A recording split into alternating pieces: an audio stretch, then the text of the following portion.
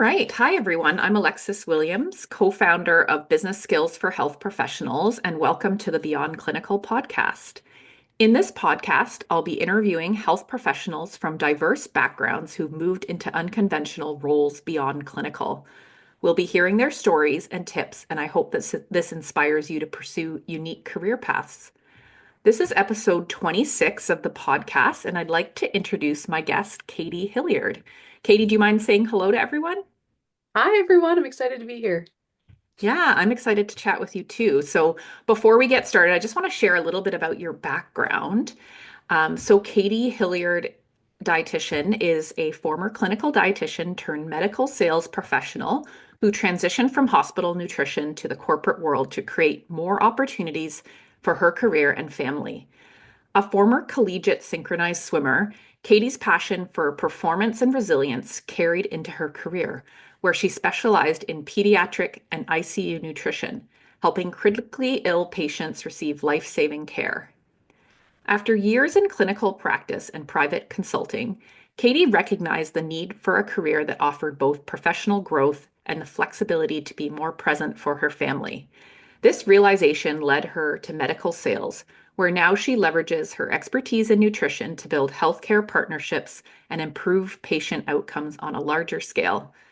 As a mom to a 1-year-old son and an 8-year-old bonus son, Katie continues to prioritize an active lifestyle, balancing her love of fitness with the demands of career and motherhood. Now she's passionate about helping other dietitians break out of traditional roles and explore high-paying, fulfilling careers beyond the hospital walls. I love your bio. It is so exciting to hear, and I'm really excited to talk to you. Before we kind of jump into like the career-oriented questions, I like to start out with just something kind of unrelated and fun. And my question of the this season is asking our guests like, what are your some of your favorite podcasts that you're listening to right now, if you are a podcast listener? Such a good question. I actually have been really loving the Ginger and Jeremy podcast. I don't know. Oh, I haven't heard of it. I don't know how familiar your listeners are or you are with the Duggar family, like the 19 kids and Oh, counting yes. Yeah. TV. So one of their daughters and her husband have a podcast called the Ginger and Jeremy podcast, and Oh, they kind interesting. of yeah, they talk about what it was like to be on reality TV, the back like behind the scenes of the show, growing up in an ultra conservative kind of like cult Christian lifestyle, and I've been obsessed with it. So that's been my go-to podcast recently. Nothing nutrition related at all. That's so fun. I love when guests kind of bring up something totally outside of the box because I think it is good to unwind and just listen to things that are not related to work. I actually, my guilty pleasure is I am a triathlete, but I also listen to a lot of like triathlete vlogs, but not really about learning, just about like hearing the lives of triathletes. So I'm pretty obsessed with one called That Triathlon Life. And it's just basically like these two professional triathletes talking about their training and everyday life. So I think it's good to have those interesting outside of the box ones that are just fun. Totally. Oh my gosh, I love that. Yeah. Check that out too. Yeah, I would love to hear your career story, your origin story as a health professional in your words. Yeah. So I decided to become a dietitian, like why I even wanted to become a dietitian because I was well, two reasons actually. I was a synchronized swimmer, as I mentioned, and I personally really struggled with n- my food relationship with disordered eating, body image, all of that. And I originally pursued dietetics because I wanted to learn the secret of being skinny, to be honest. Yeah. um, as an athlete, and that's not what I found. But the other, quite the opposite. Actually, I ended up going more the intuitive eating anti-dietitian route. But the other reason was I saw my brother walk through cancer. He's a cancer survivor, and he needed TPN, and he was Mm. really nutritionally compromised during his um, treatment. And I saw how important the nutrition side was, and that interested me from a medical perspective. So that's what landed me in the peds world was Ah. interest there. And then the sports world for my own experiences. And my career has kind of touched on both of them and now is not even related at all. Sometimes that happens. I never imagined my dietitian career going this way when I got my first job. So out of my internship, I landed a PRN or a per diem dietitian role at the county hospital in here in Las Vegas, and I was convinced that I was going to be the dietitian that stayed at this hospital for 30 years, especially once I moved into peds, PICU, NICU, kind of ICU stuff. I was like, I love it. This is what I'm doing for the rest of my life. And so when I started to have that, not discomfort, but I wasn't satisfied anymore in the Mm, work that I was doing, I kind of had to cope with that because I was yeah. grappling with, no, this is what I'm supposed to do for the rest of my life. And now what do I do? Um, Hmm. and that's what kind of led me to explore other options. That's really interesting about that. I think sometimes when we are thinking about a career shift, there is a bit of a mourning period around maybe leaving the traditional path of that health profession that you studied so hard for, and you maybe you did enjoy it in some, like, it sounds like you enjoyed it. You got a lot of personal fulfillment and career fulfillment, but at some point maybe it's just not working for you anymore.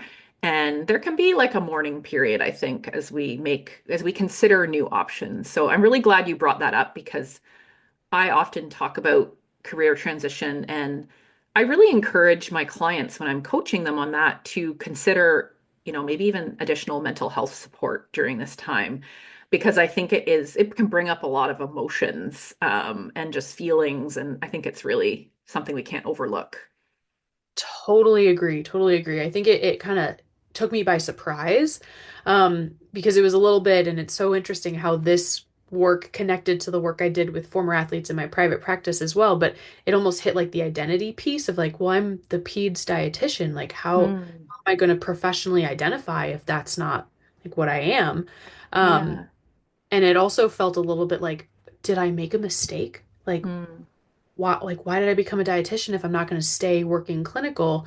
Mostly because I wasn't aware of all these options that we have as dietitians that we can leverage our skills in, and still have an impact in nutrition. And so it really felt like, gosh, I spent all this time getting a bachelor's and a master's and doing my internship, and like, did I waste my time, money, and energy? Um, the answer to that is no for me mhm. personally, but it really was a challenging thing to kind of walk through. Yeah, for sure.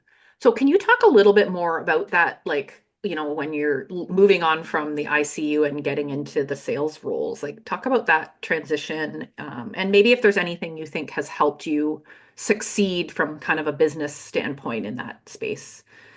Absolutely. So, when I realized that it was time for me to kind of make a shift, I was working full time in the hospital, and then I also had my private practice on the side where I was still consulting. So, I was kind of working that 12-hour burning, the candle at both Mm-hmm. ends situation.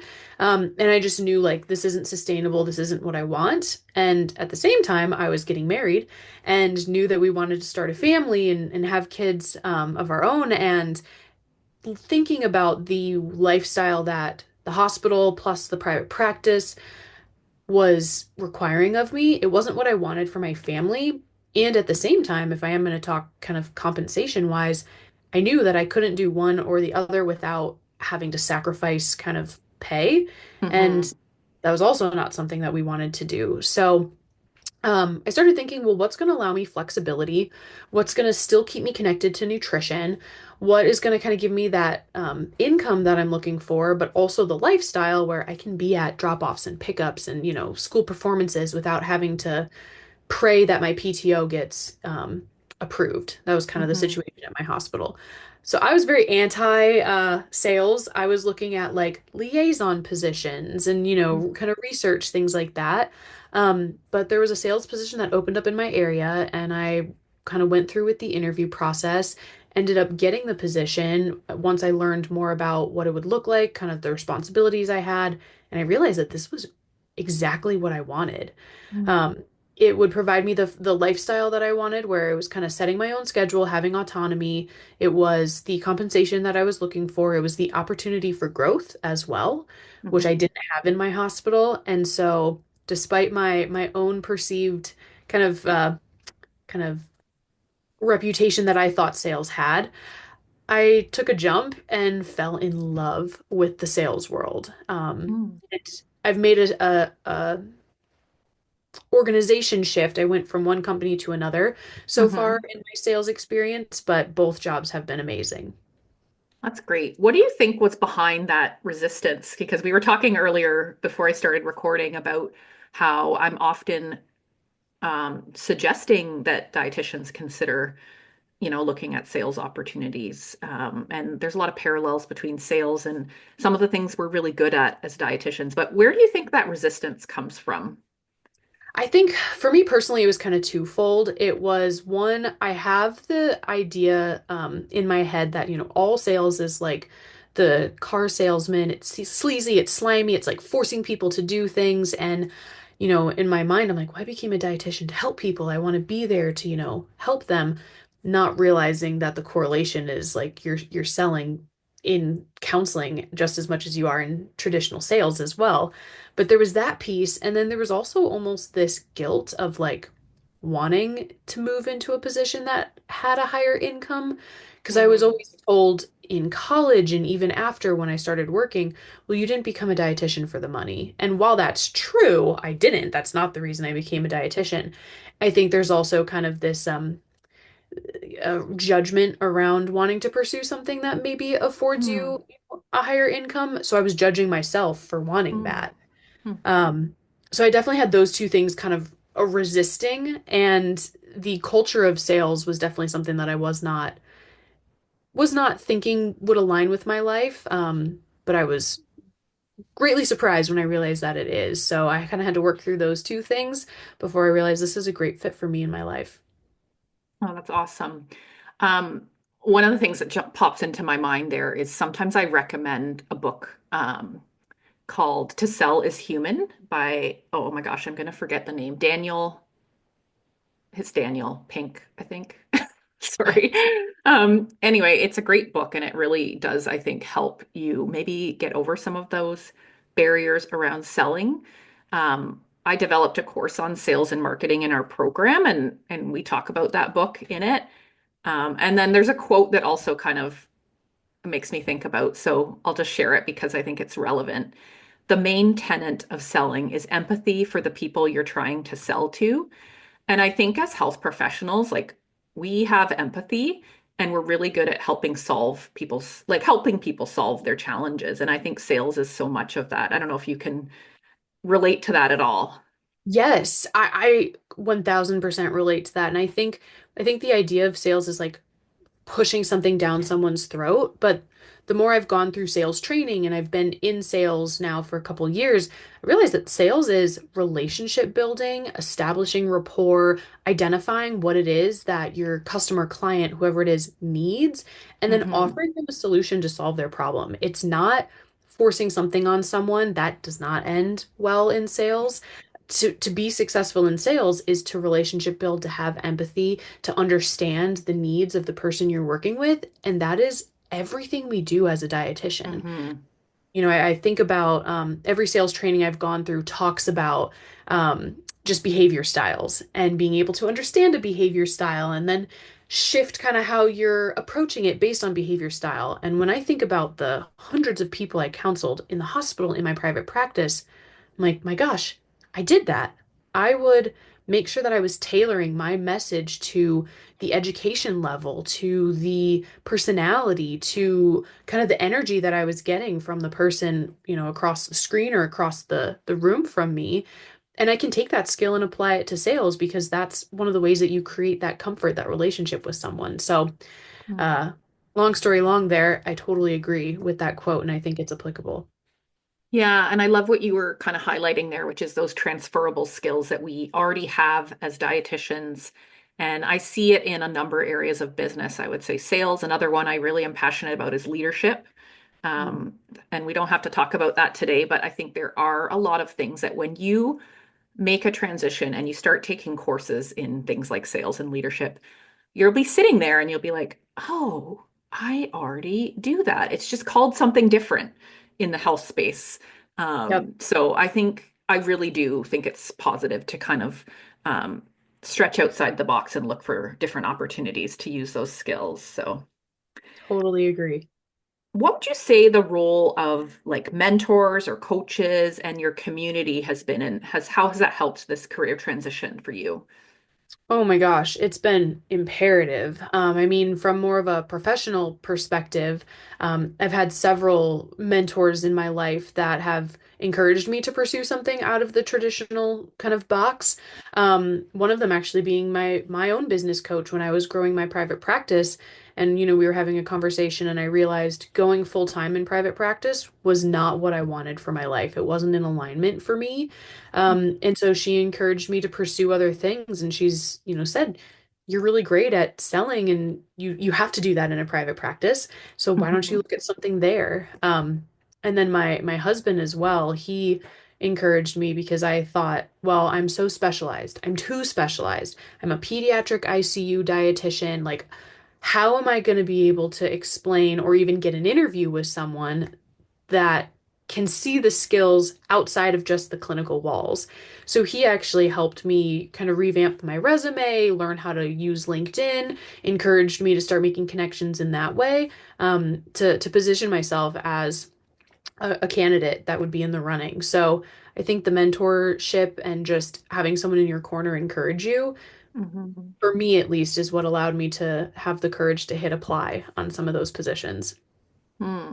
I think that's such an interesting story. And I think I really like that's kind of what when I started business skills for health professionals, I really wanted to provide awareness of other opportunities because I think as dietitians, we think it's work a traditional role or start a private practice and be an entrepreneur. And that is not for everyone. There are, as you said, you kind of realize that was not what you were looking for. And I think what I like to highlight is that there are other jobs out there that maybe have the things you're looking for in maybe like entrepreneurship in a different, like more structured pay, let's be honest. Yes. More Yes. opportunity for stability, career growth, and not maybe having to take the risk of running a business per se. So I think that's really interesting that that was kind of your journey there. Yeah. Did you find you ran into any like knowledge gaps in this transition of kind of going from more clinical into like sales?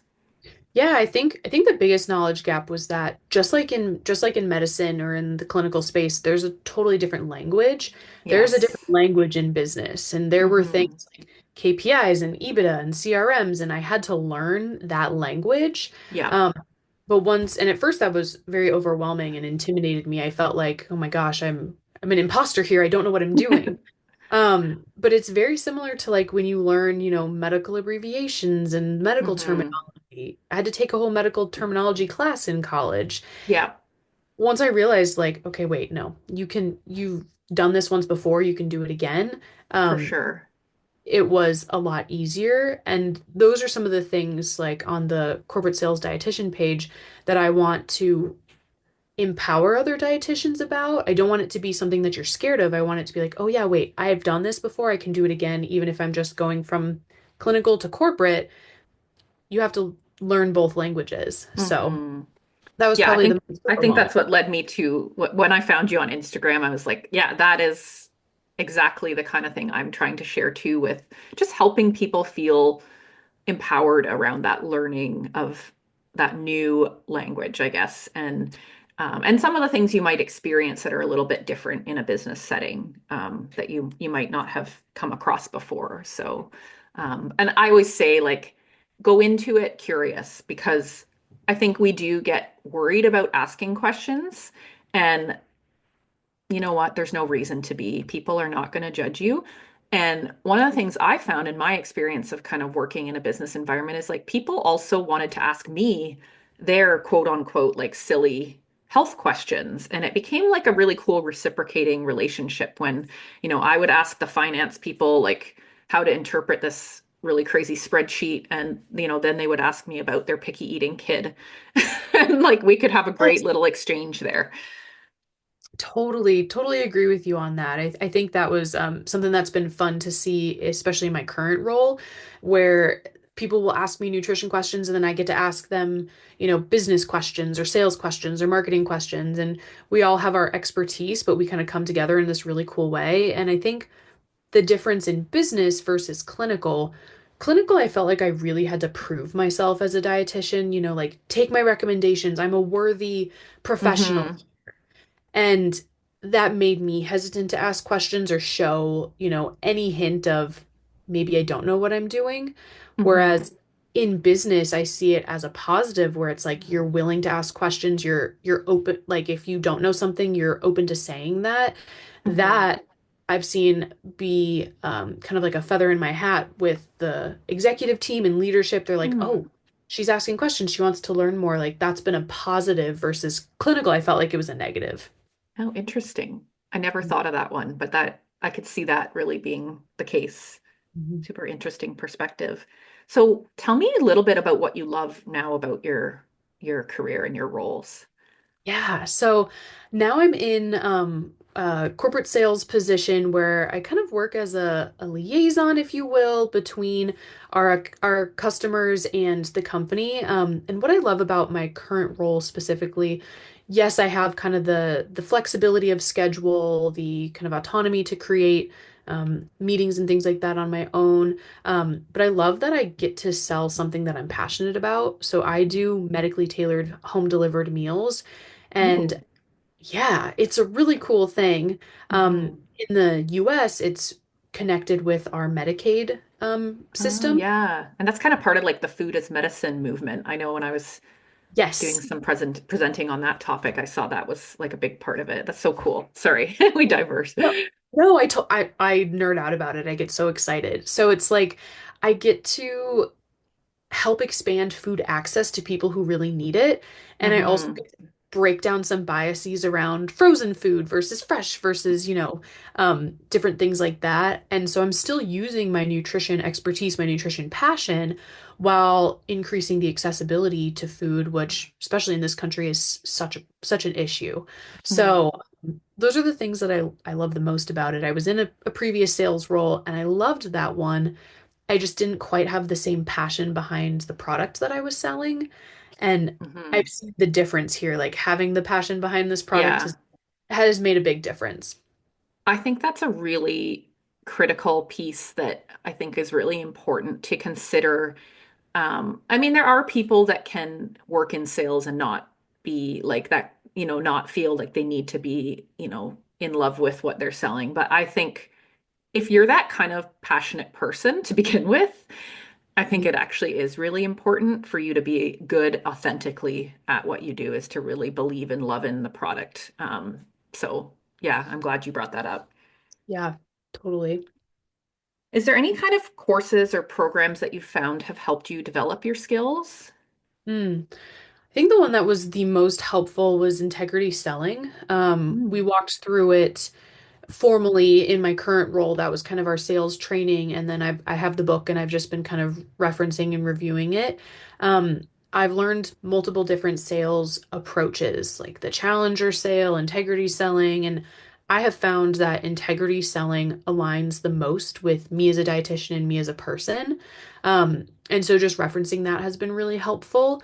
There's been a couple books like Psychology of Selling, Never Split the Difference. The one that you mentioned, I need to read it. Oh, to sell as human? Yeah, I would Well as recommend that one. Yeah.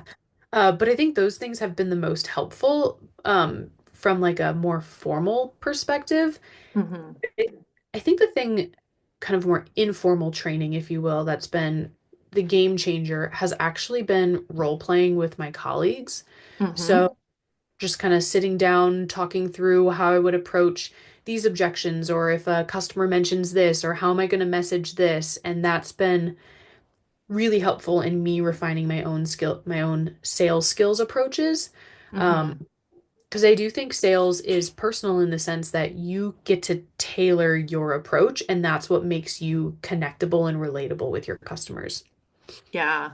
Oh, that's so interesting. I think you bring up a good point too, that a lot of companies are willing to train, and have their own training programs. So I often get asked, like, should I go do an MBA if I want to work in business? And I think education's great, but it's also really expensive. Let's be Yes. honest. And I think it's worth, like obviously I have courses that are developed, but they're really more like an intro to some of these business topics. But I think if you can get in the door to a company and grow with them, a lot of them are going to provide you with really excellent training opportunities that are timely and specific to kind of what your skills are needed. So I just encourage you to kind of be open to, not maybe signing up for 10 courses before you even get a job because, it can be expensive and not necessarily like the most relevant type of learning.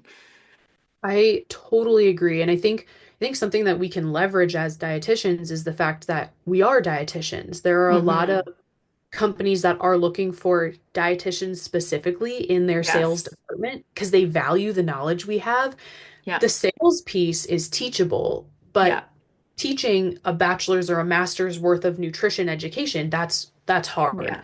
Harder. Yeah, Um, for sure. yeah. So I agree with you. I don't think you need to go out and get an MBA or, other official sales training. I agree more education sometimes the better, but most companies and the couple companies I've worked for in sales so far, they care more about the type of person Hmm. and then the sales skills. They were more than happy to train me on that if I didn't feel like I, had the skill already. That's great. Yeah. So if there was one thing you could share with your early career self, what would that be? My early career self would be open. Don't Yeah. pigeonhole. Like don't feel like you have to pick something and that's it. Hmm. Um, Allow yourself to be open to new ideas. That's something that I feel right now. Like I love what I'm doing right now, but I'm gonna stay open. Like Yeah. maybe this is what I do in 5 years, maybe I change. Yeah. Um, but I was so kind of dead set on 30 years as a clinical RD. I'm going to retire with my pension and that'll be my life. That it really did make it hard mentally and emotionally to reckon that I needed to make a change. Yeah. I think that's great advice is, be open and take chances and opportunities as they are maybe presented to you as well. Yes. Do you have any other advice to give to listeners who are looking to find careers beyond clinical? Utilize LinkedIn. Um, Yeah. my current position, I only got it because a recruiter actually popped into my inbox on DM or in LinkedIn, DM'd me on LinkedIn.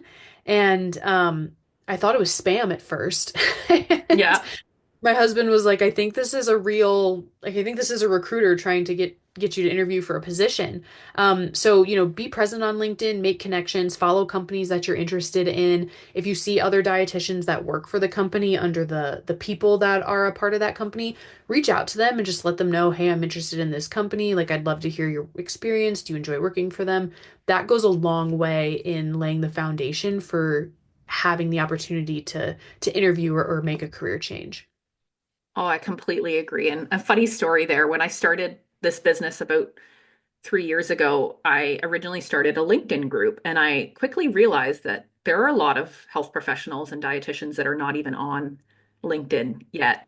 And that's what Yes. led to me creating, like, I have a guide, a free guide on how to, set up a basic LinkedIn profile because I think a lot of people are starting from scratch. So I just found like it has shifted. I would say now there are more and more. And I had started a Facebook group because I wasn't getting the traction on LinkedIn. And now I'm kind of moving it back over to LinkedIn because I do think it's the right place for professional networking. Like you said, it's such a great tool. And I think making connections and following companies, that's exactly the same advice I give to my clients all the time. So Yep. really, really happy to hear that. Awesome. So yeah, let's wrap up. So I really hope everyone enjoyed hearing from Katie and you're feeling inspired. So at Business Skills for Health Professionals, I have two ways to help you. If you want to make a career transition, I have my Beyond Clinical Career Transition program. And if you're a health professional already working outside of clinical, I have a network and membership program to build community amongst like-minded health professionals. And in that program, we meet once a month and we just kind of talk through challenges of working in a non-clinical environment. So you can find out more about both of these by visiting the links in the show notes. And if you love the show, please consider rating, reviewing, and sharing it with a friend. So yeah, thank you so much, Katie. Any final words before we sign off? Just thank you so much for having me. And if you're a dietitian out there, just know that your opportunities really are endless for how you can take your career. Yes, I completely agree. And we'll link your Instagram. That's, I think, the platform you're primarily on for your corporate sales dietitian profile in the show notes as well. So people can give you a follow there too. Awesome. Awesome. Thank you so much. I hope everyone has a great day. Thank you.